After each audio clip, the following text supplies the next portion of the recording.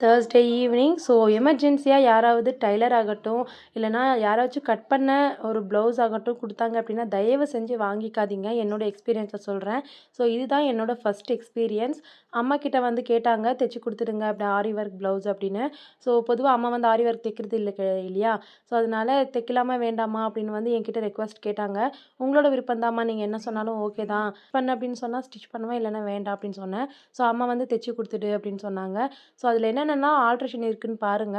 ஆம்களோட height வந்து பார்த்தீங்கன்னா, ஒரு 4 1/2 இன்ச் அளவுக்கு வச்சிருக்காங்க. ஸோ எப்படி இருந்தாலும் ஒரு 36 சைஸ் ப்ளவுஸ் இது. எப்படி இருந்தாலும் ஒரு 6 இல்லன்னா 5 1/4 இன்ச்சஸ் முக்கியமா பார்த்தீங்கன்னா, 5 1/4 இன்ச்சஸ் அளவுக்கு ஆம்களோட ஹைட் இருக்கணும். ஸோ இதெல்லாமே வந்து கரெக்ஷன் பண்ணி, ஸ்டிச்சிங் பண்ணி முடிச்சுட்டேன்.